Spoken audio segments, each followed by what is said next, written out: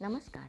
श्रवणानंद उपक्रमांतर्गत आपण ऐकतो आहोत भारती सुदामे लिखित कृष्णद्वैपायन महर्षी वेदव्यास. ब्राह्मण नसून कुरु राज्याचे आपण उत्तराधिकारी आहे हे जाणून घेणं माझ्यासाठी आवश्यक होतं. कारण वारणावत नगरात लाक्षागृहात आपल्या सर्वांचा अंत झाल्याच्या वार्ता सर्वदूर पसरल्या होत्या. आता या गोष्टी स्पष्ट झाल्या. आज शुभतिथी आहे. अर्जुनानं पांचालीचं विधिवत पाणी ग्रहण करावं. राजमाता कुंती देवींना देखील या वार्तेनं आनंदच होईल. मी आताच पांचालीच्या मातेला पाचारण करतो. महाराणींच्या द्वारा आपणास शुभशकून देण्याची व्यवस्था करवतो. त्यावर युधिष्ठिरानं राजाला प्रणाम करून प्रत्युत्तर केलं. राजन, आम्हा 5 जणांमध्ये मी ज्येष्ठ आहे. माझा अनुज भीम देखील अर्जुनापेक्षा ज्येष्ठ आहे. आम्ही दोघंही अविवाहित आहोत. आपण कृष्णेचं पाणी ग्रहण करावं अथवा भीमानं मला मान्य आहे. माझी कन्या आता आपलीच आहे. आपण आणि कुंतीदेवी जो निर्णय घ्याल अर्थातच मला मान्य असेल.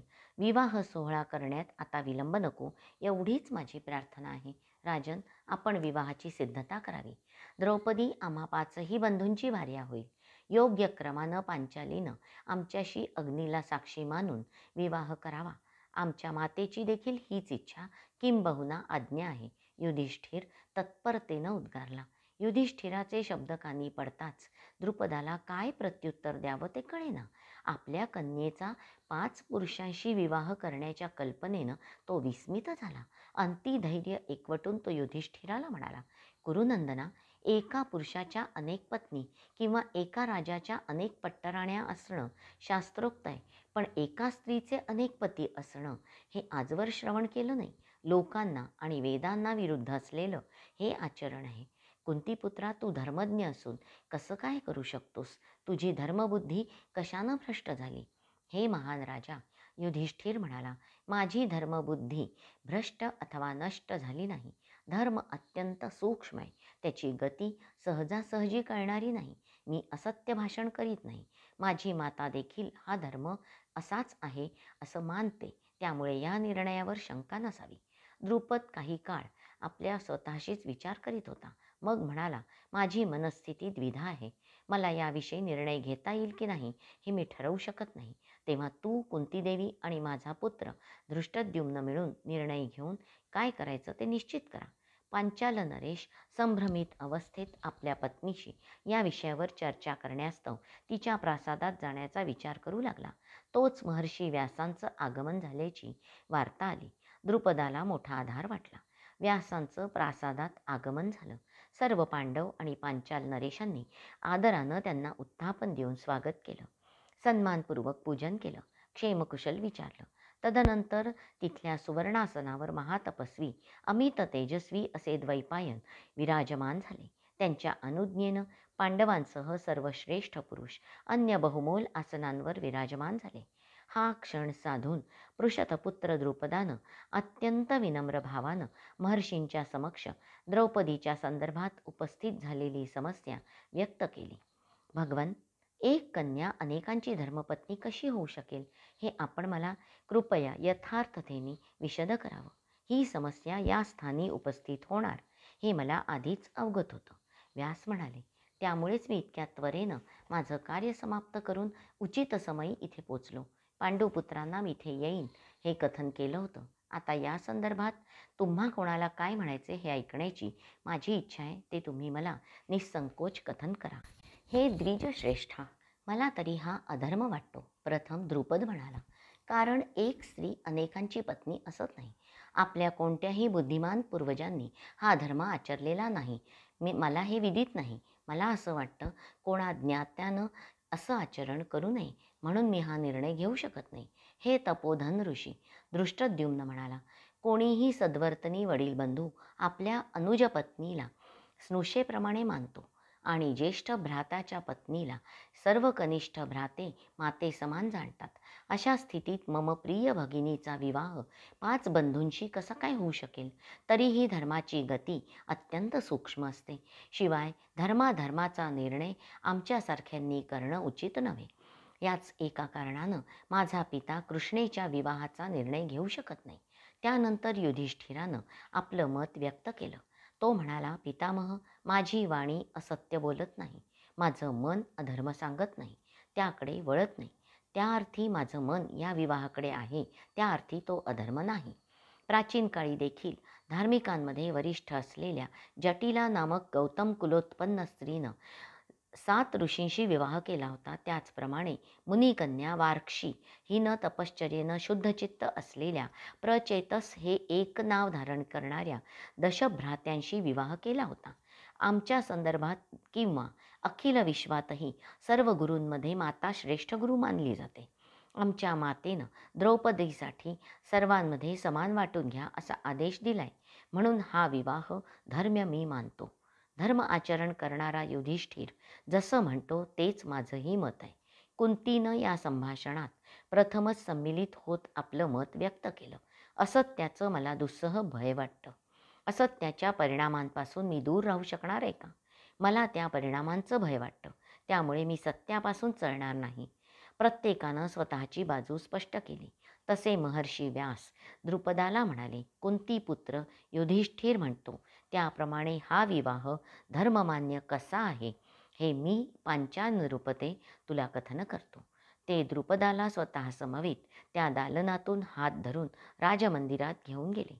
त्यांनी द्रुपदाला म्हटलं, द्रुपदा, कोणतीही कितीही श्रेष्ठ बलवान धनवान किंवा धर्मज्ञ असलं तरीही दैवगतीपुढे काहीच चालत नाही. तू श्रेष्ठ राजा आहेस. युधिष्ठिर आज निष्कासित असला तरी उद्याचा कुरुवंशाचा सम्राट आहे. मी या सर्व गोष्टींचा केवळ साक्षी आहे. जे घडणार असतं ते नियतीनं आधीच निर्धारित करून ठेवलं असतं. आज इथं हा प्रसंग उद्भवणार हे मला ज्ञात होतं. तुम्ही सगळे या समस्येच्या संदर्भात अनभिज्ञ असलात तरी मी नव्हतो. प्रत्येक जीव जन्माला येताना स्वतःची निवड करून स्वतःच्या आयुष्याची संपूर्ण योजना आखून येतो. त्या योजनेच्या किंवा मर्यादेच्या बाहेर त्याला जाता येत नाही. हे सगळे आपणच आपल्याला पटलं रुचलं म्हणून आणलंय हे त्या जीवाच्या पृथ्वीवर आलेल्या विस्मरणात जातं. घडणाऱ्या गोष्टी तो त्या वेळेच्या निकषावर तोलू लागतो. त्या आपल्या इच्छेनुसार नाही असं त्याला वाटू लागतं. तसंच तुझं झालंय. व्यास क्षणभर विसावले. द्रुपद मनपूर्वक श्रवण करीत होता. त्याला ते पटतही होतं. तू दैदिप्यमान पुत्राची कामना करून यज्ञ केलास. व्यास पुढे म्हणाले, पण ज्या विशेष गुणवैशिष्ट्यांनी युक्त पुत्र तुला हवा होता त्याचा जन्म एकट्यानं शक्य नव्हता. त्यामुळे तुला एक कन्या देखील स्वीकारावी लागली. होय ना? द्रुपदानं स्वीकृती दिली. जी कन्या तुझ्या वंशात जन्मली तिचं पूर्वसुकृत तिच्याबरोबर आलंय, ज्याची तू कल्पना केलेली नव्हती. तुझ्या कन्येनं पूर्वजन्मी भगवान शंकरांची तपस्या करून स्वतःसाठी एकापेक्षा अधिक पतींची कामना केली होती.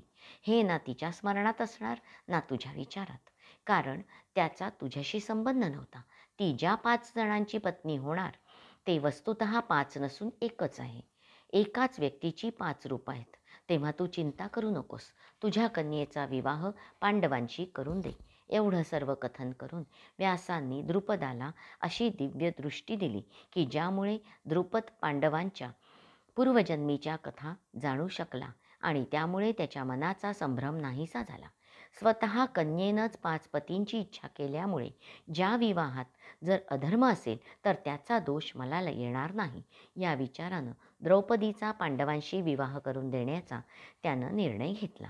द्रुपदाच्या निर्णयानं पांडवही निश्चिंत झाले. त्यांच्या ज्येष्ठतेच्या क्रमानं द्रौपदीशी विवाह संपन्न होऊन ते पुनश्च हस्तिनापुरात जाण्यास सिद्ध झाले.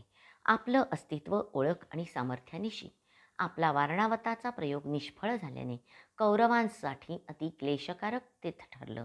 आता त्यांनी पुन्हा काहीतरी क्लुप्ती करून पांडवांचा हस्तिनापुरातला प्रवेश आणि राज्यावरचा अधिकार नाकारण्याचा उपाय त्यांना शोधावा लागणार होता.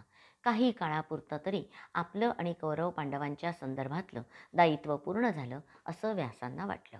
आता आपल्याला कुठल्याच शत्रूपासून, मग तो देव असो व दानव असला तरी, यत्किंचितही भय नाही. द्रुपदाच्या मनात विचार आला. एकाच घटनेचे असे अनेक पडसाद उमटले गेले विविध स्थानी. व्यास तर निघून गेले.